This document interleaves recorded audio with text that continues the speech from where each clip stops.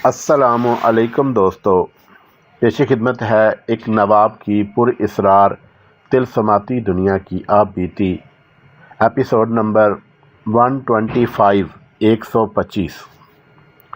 जिस रोज़ रमेश हमसे रुखसत होकर अपने गांव गया, उससे 2 रोज़ पहले लैला नदी के किनारे खड़ी थी। वहां किनारे दीवारों की तरह ऊंचे थे और वहीं से एक घाटी ऊपर चढ़ती थी। नीचे घाटी के साथ ही बड़ी अच्छी औट बनी हुई थी। लैला उस औट में खड़ी थी कि खलील घोड़ी पर सवार दूसरी तरफ से घाटी उतरता हुआ नजर आया। लैला दौड़कर उसके रास्ते में जा खड़ी हुई, लेकिन उसने देखा कि खलील के चेहरे पर खुशी का तासर आने की बजाय बेजारी का तासुर आ गया और उसने घोड़ी नदी में से गुजारी तो टेढ़ी सी आंखों से लैला की तरफ देखा। लैला ने अपने भाई की मौजूदगी में मुझे सुनाया कि वो खलील की इन टेढ़ी नज़रों को देखकर परेशान हो गई। उसने घोड़ी इसलिए रोक ली थी कि लैला ने आगे होकर घोड़ी की लगाम थाम ली। घोड़ी से नहीं उतरोगे खलील? लैला ने रुंधी हुई आवाज़ में पूछा। खलील ने सर को दाएं बाएं हिलाया, जिसका मतलब था नहीं। मैं आ गई हूँ खलील, लैला ने कहा। मेरे ससुर ने मेरे लिए अपने घर के दरवाजे बंद कर लिए हैं, खामद ने भी।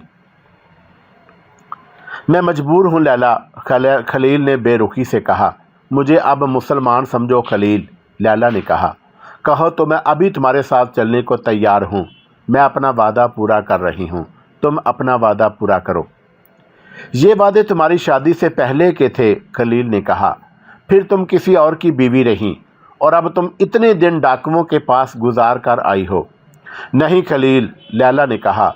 वहाँ मुझे तुम जैसा एक मुसलमान मिल गया था, वो बहुत नेक आदमी था। उसने खलील ने भाग को झटका दिया और घोड़ी चल पड़ी। लैला उसे बुलाती रह गई और खलील की घोड़ी घाटी चढ़कर नज़रों से उजल हो गई। उम्मीद की आखिरी किरण भी बुझ गई। उस वक़्त तक लैला ने रमेश से ये बात पोशीदा रखी हुई थी कि उसका गमख्वार सिर्फ रमेश था। वो हारे हुए जवारी की तरह अपने घर में दाखिल हुई। कमरे में जाकर वो चारपाई पर गिरी और इतना रोई कि उसकी हिचकी बंद गई। उसे ना माँ बाप ने बहलाया ना बाप ने। रमेश बाहर से आ गया और उसने लैला को रोते हुए देखा तो उसके पास बैठ गया और उसे बहलाने लगा। अब मुझे मर जाने दो भैया, लैला ने कहा। एक पनाह थी और वो भी नहीं रही। कौन सी पनाह? रमेश ने कहा। लैला ने उसे खलील की मोहब्बत, उसके और अपने वादे और उसकी बेरुखी की तफसील सुना दी। खलील तो पराया था। लैला को अपने सगे माँ बाप ने धुतकार दिया था। पाकिस्तान में पैदा होने वाली नस्लों ने हिंदू को करीब से नहीं देखा और उनके लिए माँ बाप का, ससुर और खामद का लैला के साथ ये सलूक एक अजीब और नाकाबिल यकीन होगा। हमारे लिए ये आम सी बात है। हिंदू तंग नज़र होता है और जज्बात से खाली। नौजवान बेवा को भी ये लोग धत्कार कर अलग फेंक देते हैं। कभी ये बेवा को उसके खामद के साथ जिंदा जला दिया करते थे। लैला की माँ ने उसे मशवरा दिया कि वो किसी आश्रम में चली जाए या बाकी ज़िंदगी हर दवार जाकर मंदिर में गुजारे, लेकिन लैला अपने मज़हब को दिल से उतार चुकी थी। रमेश ने जब देखा कि लैला के लिए अपने घर में भी पनाह नहीं तो उसने लैला से कहा कि चलो दीबा के पास चलकर रहते हैं। रमेश के लिए भी गांव में रहना मुश्किल हो गया था। लोग उसकी बहन की बातें करते थे। साहूकार अलग उनके खिलाफ प्रोपेगेंडा करता रहता। मैं बहन को कहीं ठिकाने लगाकर उस सेठ का और उसके बेटे का पत्ता काट दूंगा, रमेश ने कहा। उन्हें जिंदा नहीं छोड़ूंगा। मुझे तवक्का थी कि दीबा रमेश और लैला को कबूल नहीं करेगा। मैंने देखा था कि दीबा अपने गिरोह के दरमियान औरत के वजूद को बर्दाश्त नहीं करता, लेकिन उसने रमेश और लैला को ऐसे प्यार से अपने पास बिठाया जैसे बड़ी मुद्दत के बिछड़े हुए अपने अजीज़ उसे मिल गए हों। मैंने सुबह इसे बताया था कि रात को रमेश अपनी बहन को साथ लेकर हमेशा के लिए हमारे पास आ गया है। कहाँ हैं वो? दीबा ने इश्तियाक से कहा। ले आओ उन्हें, यहाँ ले आओ। मैं दोनों को दीबा के पास ले गया। दीबा तो जैसे उनके इंतज़ार में था। रमेश से हाथ मिलाकर उसने लैला को गले लगाया اور اسے اپنے پاس بٹھا لیا، اور وہ ادھیڑ عمر آدمی تھا۔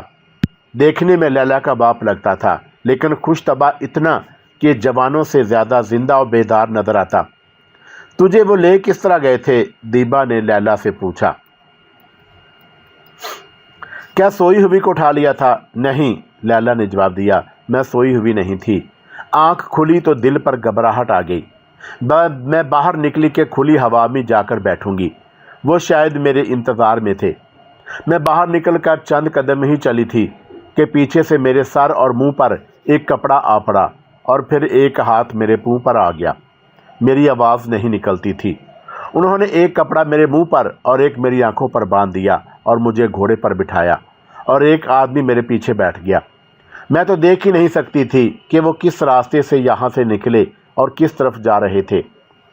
جس آدمی نے مجھے اپنے آگے بٹھایا ہوا تھا، اس نے کچھ دور جا کر کہا، تمہارا منہ کھول دوں گا، آنکھیں بند رہیں گی، شور نہ کرنا، جہاں تمہاری مدد کو کوئی نہیں آئے گا۔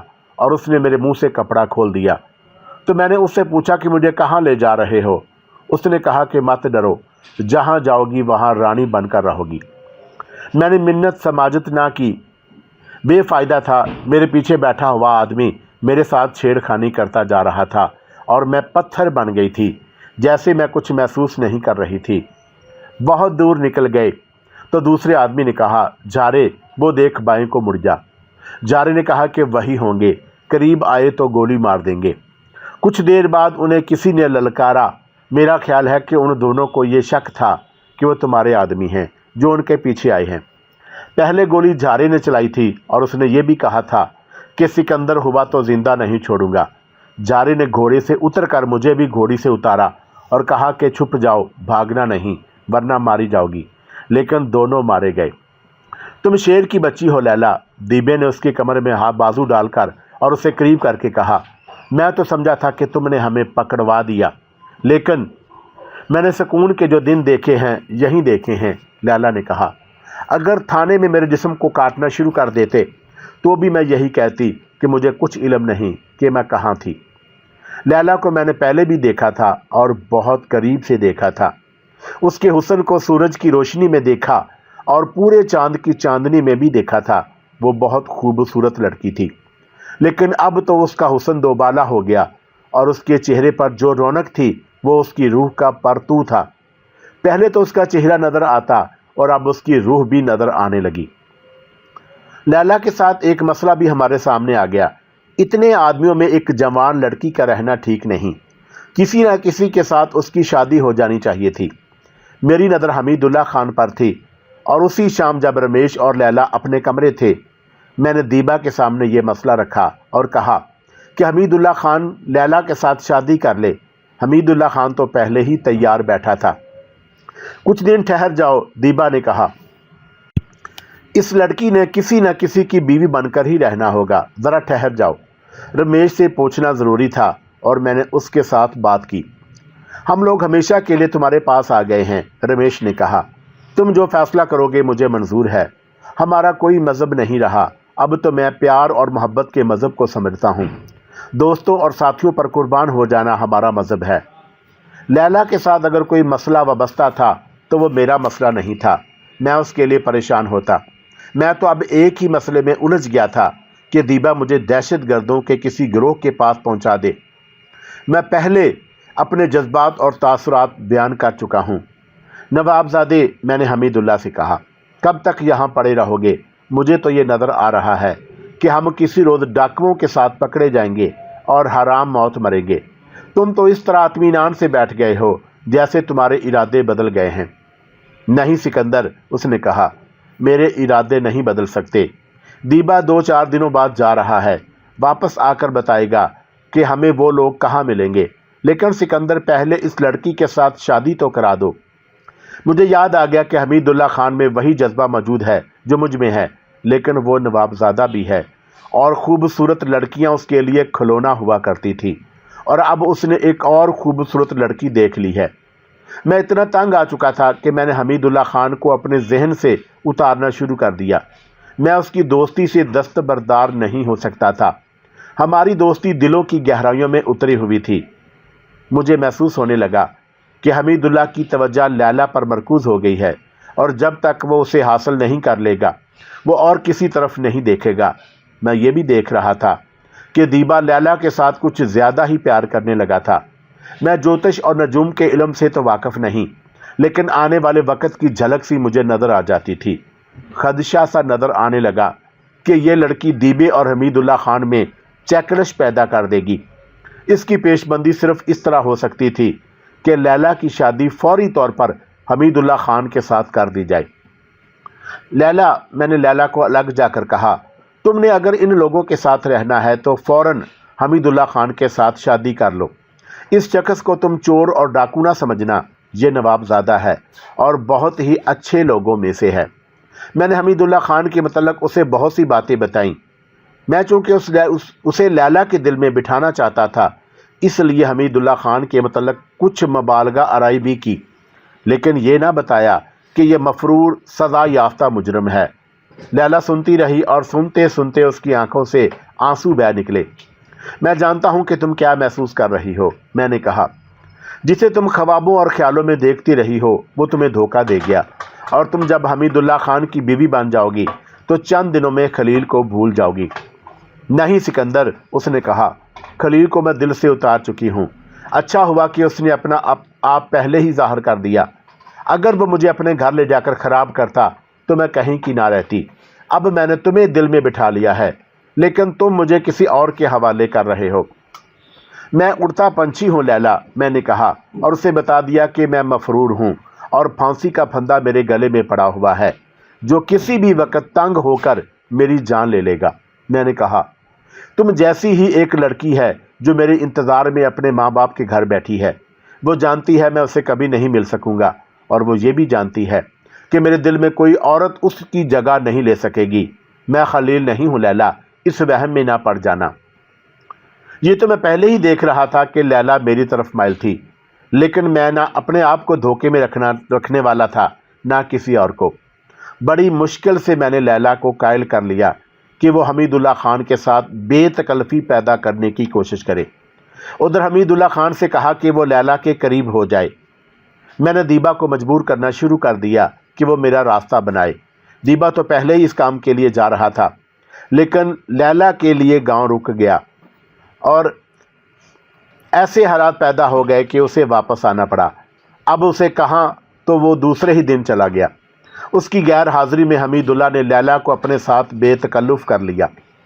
دیبا 3 روز بعد واپس آیا۔ وہ اس کے گروہ کے لیڈروں کے ساتھ بات کر چکا تھا جس کا اس نے پہلے ذکر کیا تھا۔ اس نے ان کا جو ٹھکانہ بتایا وہ ایک قصبہ تھا جو ہمارے ٹھکانے سے 27-28 میل دور تھا۔ اچھی نسل کے گھوڑے پر رات کے اندر وہاں جایا اور واپس بھی آیا جا سکتا تھا، لیکن اپنی اصلیت کو چھپائے رکھنے کے لیے گھوڑے پر نہیں جانا چاہیے تھا۔ تمہیں پیدل چلنا پڑے گا سکندر، دیبا نے کہا۔ تم ایک بالکل غریب اور بھکاری سے دیہاتی کے بہروپ میں جاؤ گے۔ جوان آدمی ہو، یہ فاصلہ کوئی زیادہ فاصلہ نہیں۔ اس گروہ کے تمام ممبر ہندو ہیں سوائے 2 کے جو سکھ ہیں۔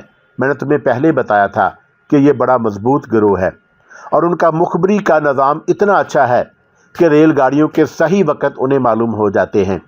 ریل گاڑیوں سے میری مراد ملٹری اسپیشل ٹرینیں ہیں جن کے چلنے اور راستے میں رکنے کا کسی کو پتہ نہیں ہوتا، لیکن اس گروہ کے آدمی ریلوے میں بھی ملازم ہیں جو انہیں ملٹری اسپیشل ٹرین کی روانگی وغیرہ کے صحیح اوقات بتا دیتے ہیں۔ اس گروہ کا کام ملٹری اسپیشل ٹرینیں تباہ کرنا ہے۔ کیا اب تک انہوں نے کوئی فوجی اسپیشل ٹرین تباہ کی ہے؟ نہیں، دیبا نے جواب دیا۔ اب تک وہ دوسری جگہوں پر بموں کے دھماکے کرتے رہے ہیں۔ اب وہ فوجی ریل گاڑیوں کی تباہی کا پلان بنا رہے ہیں۔ میں نے تمہیں پہلے بتایا تھا کہ نیا گروہ بنانا آسان نہیں۔ قابل اعتماد آدمیوں کو اکٹھا کرنا بہت مشکل کام ہے۔ اس گروہ کی بنیاد مضبوط ہو چکی ہے، تم اس میں شامل ہو جاؤ، پھر ہم مسلمانوں کو اکٹھا کر کے اس میں شامل کرتے جائیں گے۔ اب میری یہ بات غور سے سنو کہ تم وہاں ہندو بن کر جاؤ گے۔ میں نے وہاں تمہارا نام موہن داس بتایا ہے۔ دیبی استاد، میں نے کہا، ہندوؤں کے رسم و رواج کے متعلق تو میں بہت کچھ جانتا ہوں، لیکن ان کے مذہب سے میں پوری طرح واقف نہیں ہوں۔ ایسا نہ ہو کہ میرا بھید کھل جائے۔ نہیں کھلے گا، میں نے کہا۔ یہ خیال رکھنا کہ بے خبری میں अस्सलामु अलैकुम, खुदा हाफिज, फ़ी अमानुल्लाह जैसे अल्लाह को मंजूर होगा, या इस किस्म के वो तमाम अल्फाज जो सिर्फ मुसलमानों के मुंह से निकला करते हैं, वहाँ तुम्हारे मुंह से ना निकलें। अगर कोई ऐसी बात मुंह से निकल ही जाए और कोई तुम पर शक करे तो कहना मैं किसी मज़हब को नहीं मानता और मेरे लिए अल्लाह और भगवान, मंदिर और मस्जिद एक बराबर हैं। तुम CID के अफसर हो यार, कई ढंग खेल सकते हो। ये फिक्र न करो उस्ताद, मैंने कहा, मैं संभाल लूँगा। दीबा ने मुझे कुछ और ज़रूरी बातें भी बताईं और उसने मेरी बहुत हौसला अफजाई की। फिर एक इंतहाई ज़रूरी बात ये बताई कि जहाँ कहीं महात्मा गांधी की तस्वीर सामने आए तो हिंदुओं की तरह हाथ जोड़कर तस्वीर को प्रणाम करना। एक दो बातें बताना ज़रूरी समझता हूँ। दीबा ने मुझे 27-28 मील पैदल जाने को कहा था। उस ज़माने में अक्सर लोग इतना सफ़र पैदल किया करते थे। देहाती इलाके में सवाए घोड़े टट्टू के और कोई सवारी नहीं होती। दूसरी बात यह है कि उस वक़्त फ़ौज आज की तरह के ट्रकों और जीपों वगैरह में उधर उधर नहीं जाया करती थी, बल्कि फ़ौज की यूनिटें रेलगाड़ियों पर एक से दूसरी छावनी तक जाती थी। उन रेलगाड़ियों को मिलिट्री स्पेशल ट्रेन कहा जाता था। अगर ये गिरोह मिलिट्री स्पेशल ट्रेनों को तबाह करने का इरादा रखता था तो ये बहुत बड़ा काम था और ये काम मुझे बहुत पसंद था। मेरे मुतल्लक उन्हें तुमने ये क्या बताया है, मैंने दीबा से पूछा। और वहाँ ये तो मैं भूल गया था, दीबा ने जवाब दिया। मैंने उन्हें ये नहीं बताया कि तुम मफरूर मुल्ज़म हो, क्योंकि ये भी बताना पड़ता कि तुम मुसलमान हो। मैंने उन्हें यह बताया है कि तुम पुलिस में ASI भर्ती हुए थे, लेकिन तुम अंग्रेज़ की ग़ुलामी बर्दाश्त ना कर सके और ट्रेनिंग के बाद नौकरी छोड़कर आ गए हो। अगर वह तुमसे पूछे कि तुम कहाँ के रहने वाले हो तो कहना कि अभी कुछ नहीं बताऊंगा, और ये भी कह देना कि मुझे तुम पर एतबार आ गया तो सब कुछ बता दूंगा। लेकिन सिकंदर, तुम मेरे आदमी हो, वो तुम्हें आजमाने की ज़रूरत महसूस नहीं करेंगे। मैं 2 रोज़ बाद सूरज निकलने से बहुत पहले ऐसा गरीब देहाती बन चुका था जिसकी तरफ देखने की कोई आदमी ज़रूरत ही महसूस नहीं करता। मेरी दाढ़ी सलीके से तराशी हुई थी। मैंने मुंह पर और दाढ़ी पर मट्टी डालकर मट्टी झाड़ दी थी। सर पर फटी हुई पगड़ी लपेट ली। मोटे खद्दर का कुर्ता 1-2 जगहों से फटा हुआ और मरम्मत किया हुआ था। मोटे खद्दर की चादर बांधी हुई थी। पाँव में कई बार मरम्मत की हुई देसी जूती, हाथ और पाँव छुपाए नहीं जा सकते थे, उन पर भी मैंने मट्टी डालकर मट्टी झाड़ दी थी। मेरे हाथ में एक लाठी थी। दीबे, हमीदुल्लाह खान और नूरुल्लाह ने बड़ी गहरी नज़र से देखा। उनके कहने पर मैंने इस किस्म के देहाती के लहजे में बातें की। सब मुतमिन हुए और मैं चल पड़ा। मेरे कुर्ते की जेब में एक स्याह रुमाल था जो मैंने उसे ठिकाने पर पहुंचकर अपने गले में डाल लेना था और एक जगह रुक कर बार बार आसमान की तरफ देखना था। मेरे कंधे पर जो चादर थी उसके एक कोने में 3 पराठे और भुना हुआ कीमा बंधा हुआ था। पराठों के दरमियान रिवाल्वर रख लिया था जिसमें 6 गोलियां थी। 20 गोलियां चादर की डब में थीं और उसी डब के साथ एक खंजर उड़सा हुआ था। मैं आगे बढ़ता गया और सूरज ऊपर उठता आया और कुछ देर बाद मैं रमेश और लैला के गांव में से गुजर रहा था। किसी ने भी मेरी तरफ ना देखा। मैं गांव के बाहर से भी गुजर सकता था, लेकिन अपनी वारदात वाले गांव में से गुजरना मुझे ज़्यादा अच्छा लगा। मैं साहूकार की हवेली के करीब से गुजरा और उस गांव से निकल गया। उस गांव से तकरीबन 1 मील दूर गया होऊंगा कि सामने से 4 घोड़े आते हुए नजर आए। अगले घोड़े पर एक अंग्रेज़ सवार था और वो पुलिस की वर्दी में था। वो यकीनन उसी इलाके का DSP था और उसके पीछे वाले घोड़े पर एक अंग्रेज़ पुलिस इंस्पेक्टर सवार था और पिछले 2 घोड़ों पर 2 कांस्टेबल सवार थे। मैं उसी रास्ते पर जा रहा था। मैंने अपने आप को थोड़ा सा कुबड़ा रखा हुआ था। घोड़े जब मेरे करीब आए तो मैं रास्ते से हटकर रुक गया, लाठी ज़मीन पर रख दी, और जब घोड़े मेरे बिल्कुल करीब आ गए तो मैं गुलामों की तरह या पागलों की तरह हंसा और फिर हाथ जोड़कर सर झुकाया और फिर मैं बिल्कुल ही दोहरा हो गया। घोड़े मेरे करीब से गुजर रहे थे। मुझे आवाज़ सुनाई दी, सलाम सलाम। ये अंग्रेज़ DSP की आवाज़ हो सकती थी। उसने मेरी गुलामाना फर्शी सलाम का जवाब दिया था और आगे निकल गया था।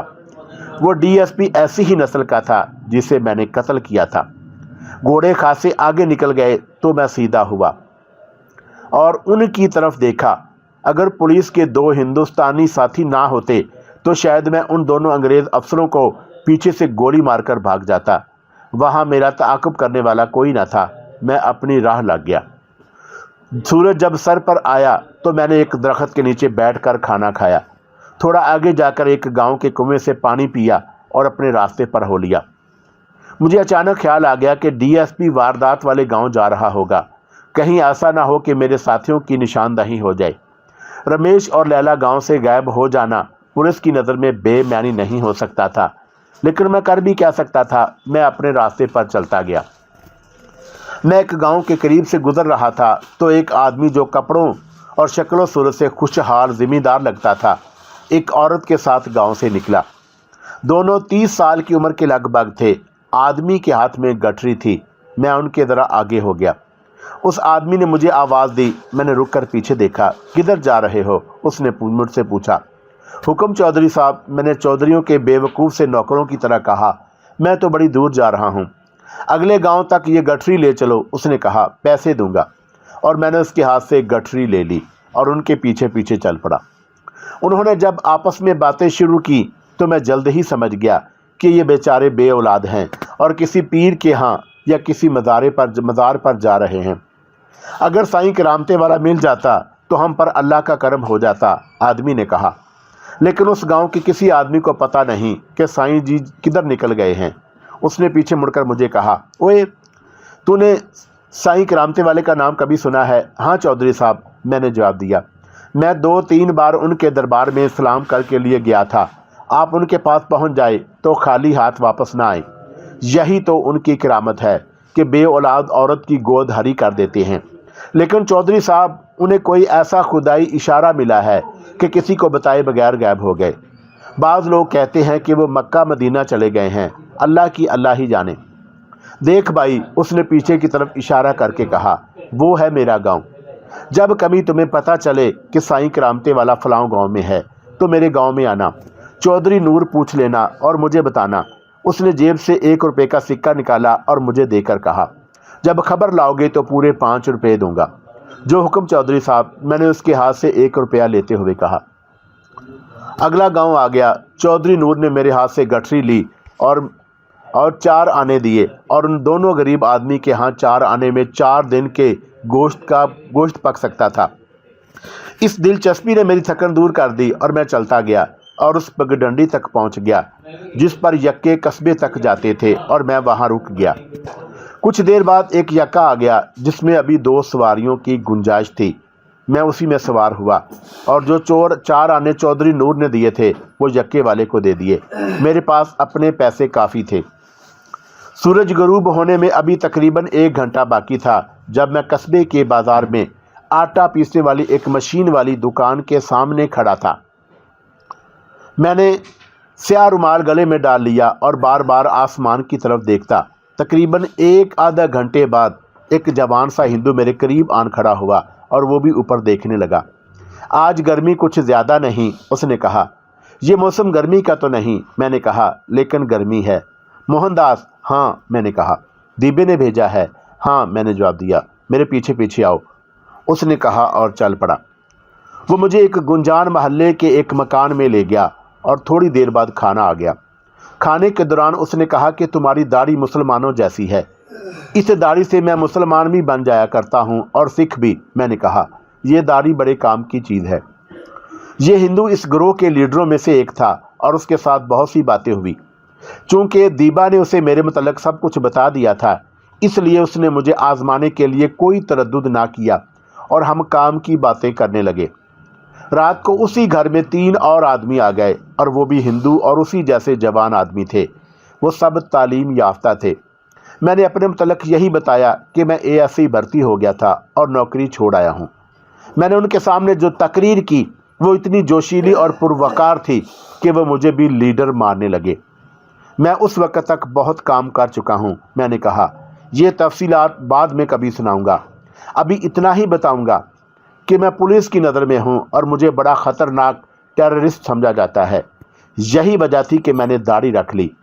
अब मैं ये देखना चाहता हूँ कि तुम लोग क्या कर सकते हो।